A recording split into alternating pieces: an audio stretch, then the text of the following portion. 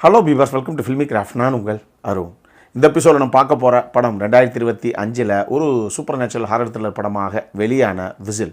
இப்போ இந்த படத்துடைய கதை என்ன அப்படின்னு கேட்டிங்கன்னா, படத்துடைய ஆரம்பத்தில் ஒரு ஸ்கூலு, அங்கே ஒரு பேஸ்கெட் பால் கேம் ஒன்று நடந்துக்கிட்டு இருக்குது. அங்கே ஸ்டார் பிளேயராக மேசன் அப்படிங்கிற ஒரு நபர் இருக்காப்புல. அந்த பையன் ரொம்ப ஆர்வமாக விளையாடிக்கிட்டு இருக்கான். ஆனால் திடீர்னு அவனுடைய கண்ணுக்கு மட்டும் எரிஞ்ச நிலையில் இருக்கக்கூடிய கருப்பாக ஒரு உருவம் அவனை நோக்கி வர்ற மாதிரி அவனுக்கு தெரியுது. திக்குன்னு ஆகி போயிடுது அந்த பையனுக்கு.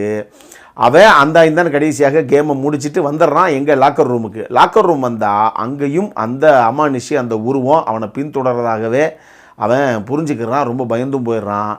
அதுக்குள்ளே பசங்க எல்லாம் கேமை முடிச்சுட்டு எல்லாம் லாக்கர் ரூமுக்கு வந்துடுறானுங்க. என்னடா அப்படின்னா ஒன்றும் அதை பெருசாக வெளிக்காட்டிக்கல. இந்த மாதிரி ஒரு பிரச்சனை ஒன்று இருக்குது, ஏதோ ஒரு விஷயம் என்னை துரத்திக்கிட்டு இருக்குது அப்படிங்கிறதெல்லாம் அவன் எங்கேயும் பெருசாக சொல்லலை.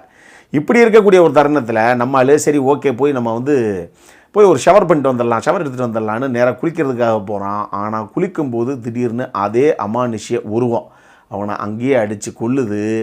ஆனால் இந்த பசங்க எல்லாரும் அந்த பையன் கதற சத்தம் கேட்குது. வேகமாக பார்த்தா ஷவரில் அவன் குளிச்சுக்கிட்டு இருக்கான். ஆனால் உடம்பெல்லாம் தீப்பிழம்பாக எரிஞ்சு அப்படியே சுருண்டு விழுந்து அங்கேயே இறந்து போகிறான்.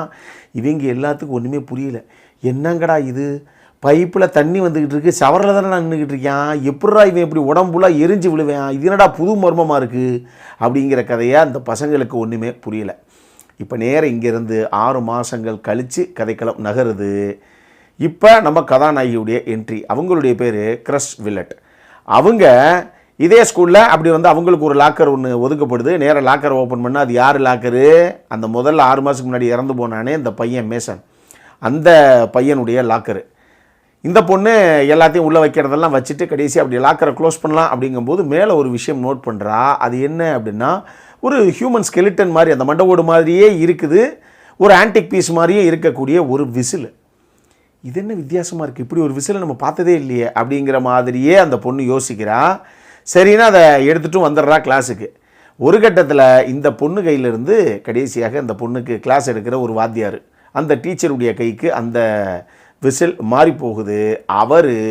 அவர் ரூமில் தனியாக இருக்கும்போது இதை ஒரு தடவை ஊதுவான் அப்படின்னு ஊத போக அடுத்த கொஞ்ச நேரத்திலேயே அவர் கொடூரமாக இறந்து போகிறார். இந்த சீன்லேயே ஆடியன்ஸான நமக்குமே தெளிவாக புரிஞ்சிருது, ஓ இதுதான் மேட்ரா, அப்போ இந்த விசிலை ஊதுனவனுக்கு சங்குதான் அப்படிங்கிறது அப்போ தான் நமக்கு புரியுது. ஆனால் அதுக்கப்புறம் திருப்பி நம்ம கதாநாயகி என்கோ இவங்களுடைய கசின்னு அப்படின்னு சொல்லி எல்லாம் பார்ட்டி பண்ணிகிட்டு இருக்காங்க ஒரு இடத்துல. அப்போ அவங்க கையில் இந்த விசில் இருக்க போக, யார் கதாநாயகி கையில் இல்லை, அங்கே இருக்கவங்க ஒருத்தருடைய கையில் இந்த விசில் இருக்க போக அவங்க அதை ஊத இதை எல்லாரும் கேட்க அப்போயே நமக்கு தெரிஞ்சு போயிடுது, ரைட்டு தான், இனி வரிசைக்கு எல்லோரும் பாடி தான், எல்லாம் சங்கு தான், ஞாபகத்தில் வச்சுக்கோங்க, யார் முதல்ல போக போகிறீங்கன்னு தெரில அப்படிங்கிற ஒரு நிலைமை. இதுக்கப்புறம் இந்த கதையில் என்ன தான் நடந்தது, இதுதான் இந்த படத்துடைய மொத்த கதையை. இந்த படத்தை பொறுத்தளவுக்கு இதை ஓவன் எட்ஜர்டன் அப்படிங்கிற நபர் எழுதி காரின் ஹார்டி அப்படிங்கிற நபர் இயக்கியிருக்காப்புல. யார் இந்த காரின் ஹார்டி அப்படின்னு கேட்டிங்கன்னா, 2018 தி நன் அப்படின்னு சொல்லி ஒரு படம் வந்தது இல்லையா, ஒரு சூப்பர் நேச்சுரல் ஹாரர் த்ரில்லர். நம்ம ஹாரர் த்ரில்லர் மக்கள்கிட்ட பிரசித்தி பெற்ற இன்னொரு படம் தான் இது. அந்த படத்துடைய இயக்குனர் தான் இந்த காரின் ஹார்டி. இதனால தான் சரி ஒரு வேளைக்கு அந்த படம் சூப்பராக இருக்குமோ, இத்தனை வருஷம் கழித்து பயவில் ஒரு படத்தை எடுக்கிறாப்புல, என்னதான் இருக்குன்னு பார்ப்போம் அப்படிங்கிறதுக்காக நான் அந்த படத்தை பார்த்தேன். இன்னொரு பக்கம் இந்த விசில் படத்தை பாருங்கன்னு நம்மளுடைய கமெண்ட்ஸ்லேயும் சரி, வீடியோ கமெண்ட்ஸ்லேயும் சரி, நம்ம வாட்ஸ்அப்லேயும் சரி, ஆளாளுக்கு அண்ணே இந்த படத்தை மிஸ் பண்ணாதீங்க, பாருங்கள் சூப்பராக இருக்குது அப்படின்னாங்க. சரி ஓகே, அப்படி என்ன தான் இருக்குன்னு பார்த்துருவோம் அப்படிங்கிறதுக்காகத்தான் நான் இந்த படத்தை பார்த்தேன். பட் இந்த படம் பார்க்கும்போது 2002 த ரிங் அப்படின்னு சொல்லி நம்ம சங்க தலைவி நயோமி வாட்ஸ் நடித்த ஒரு படம் ஒன்று இருக்குது. உலக பிரசித்தி பெற்ற படம் த ரிங்கு, இது எல்லாத்துக்கும் தெரியும் நினைக்கிறேன்.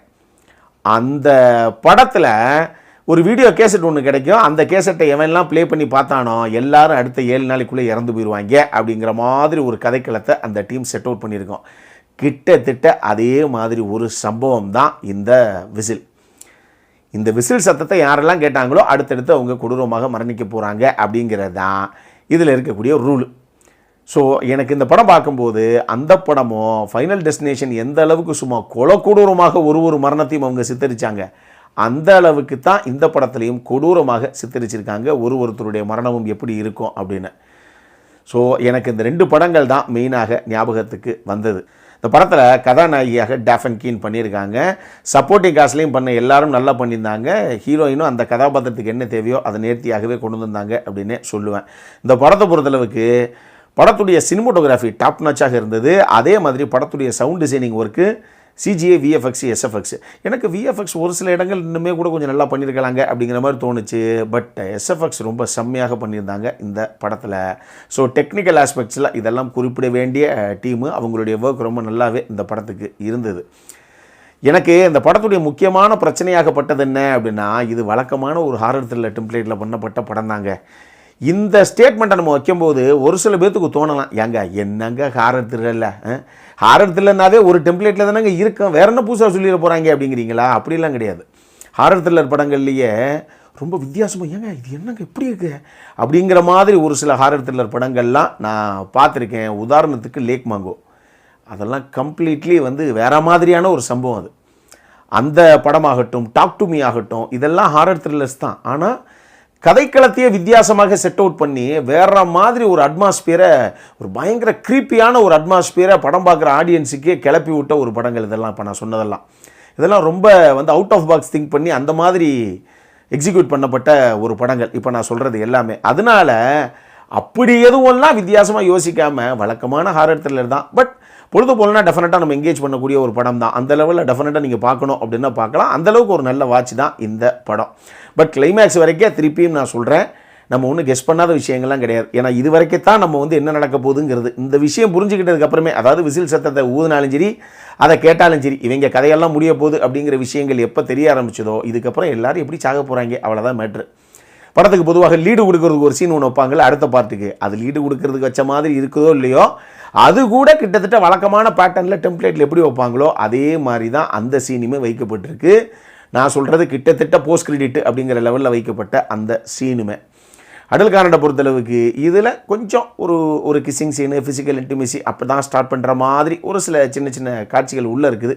எனக்கு தெரிஞ்ச ஒரு சீன் தான் இருக்குது, அது உள்ளே இருக்குது. பட் இருந்தாலும் அது ஃபேமிலியோடு பார்க்கக்கூடிய காட்சி கிடையாது. அதனால் இது ஸ்ட்ரிக்ட்லி நாட் ஃபார் ஃபேமிலி, மைண்டில் வச்சுக்கோங்க.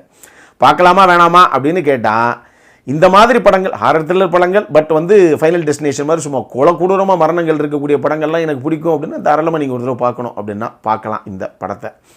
அப்புறம் நான் இதே மாதிரி இன்னொரு வீடியோவோட அடுத்த முறை உங்களை சந்திக்கிற வரைக்கும் இட்ஸ் அருண் சைனிங் ஆஃப்.